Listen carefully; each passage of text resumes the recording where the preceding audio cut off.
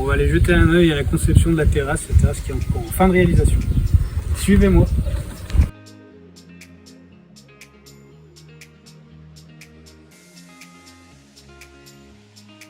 Au départ, il y a bien sûr un relevé de dimension avec une visite de chantier qui permet de s'assurer déjà de la réalisation, de la possible réalisation du chantier.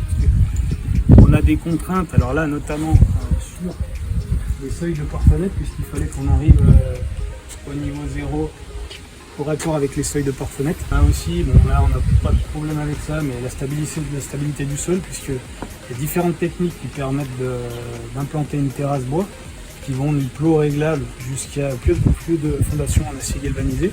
Contrainte de savoir comment on réalise les marches, où on veut des marches pour l'accès, et puis la ventilation de la surface. Le choix a été fait sur un mélèze, un sylviculture 43, donc c'est du local, proposé par Symbiose.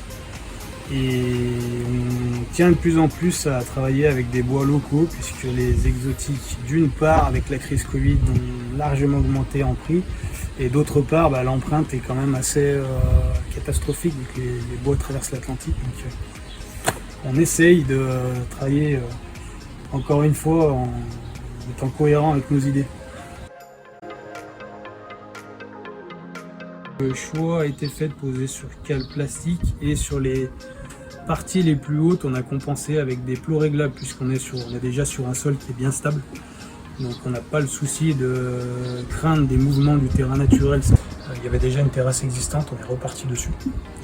La seule chose qui a été faite, c'est d'éventuellement anticiper des pousses de mauvaises herbes, donc on a posé un géotextile. Et on est monté par-dessus avec un lambourdage classique. Important sur une terrasse, dans tous les cas, ce qui est souvent négligé, c'est la ventilation de la surface, puisqu'il y a de l'eau qui va venir, il y a de l'humidité qui s'installe, c'est là où viennent les mousses, où viennent les insectes, voire les rongeurs, etc. Ça peut dégrader la terrasse plus vite que nécessaire. Donc on essaye de travailler avec des grilles qui permettent de ventiler la surface. Donc on crée un courant d'air sous la terrasse pour que le vent balaye la surface de la terrasse. Voilà. Après, la structure étant faite, il faut s'assurer que la structure soit vraiment indépendante et solide. Le platelage, s'il est fatigué, on peut toujours dévisser, changer. La structure, c'est un peu plus délicat. Donc, le plus important, c'est la qualité et le sérieux mis sur la structure. Le platelage peut toujours se remplacer dans les années suivantes. Ça nous arrive de repasser, de faire un suivi, parce qu'il y a quelques lames, c'est du bois, c'est vivant. Donc il y a quelques lames qui arrivent des fois à fissurer, à fendre. Donc on vient, on remplace, on ne pose pas de questions, on sait que c'est la normalité du matériau bois. Tout respecter les anthrax des lambourdes. Alors ici on est sur du bois massif, si on passe après sur les fameux composites, alors attention à sélectionner le composite comme il faut, mais les composites ont tendance à resserrer le lambourdage pour vraiment brider, puisqu'il y a une dilatation qui est très importante. On aura tendance à le faire aussi avec les résineux, puisque surtout le mélèze par exemple, qui a tendance à être nerveux, qui travaille beaucoup. On ne va pas aller à un anthrax de 600 comme sur certains Douglas ou bois plus stable. Le mélèze est assez nerveux, donc il faut mettre un sérieux sur la conception de la structure, et on n'a pas de souci derrière.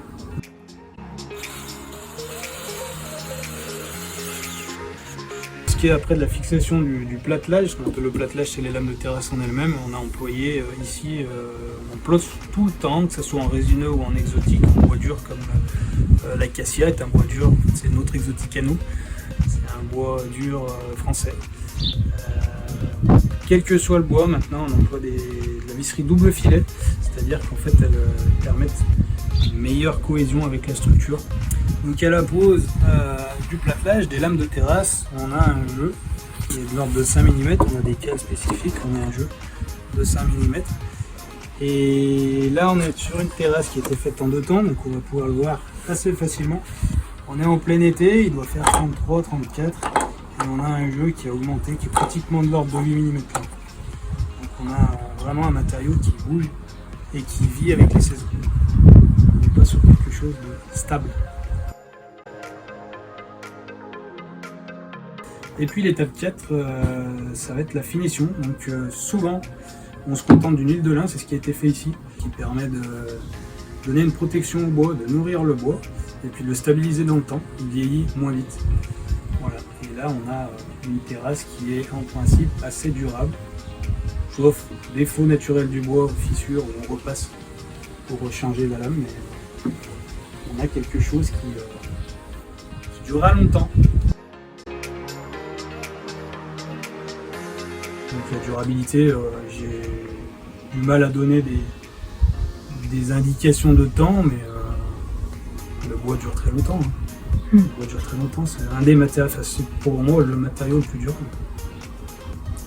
On a souvent des tours de piscine en carrelage qui arrivent à se déchausser alors que le bois n'aura pas bougé. Il vieillit, il faut l'accepter, c'est un matériau vivant.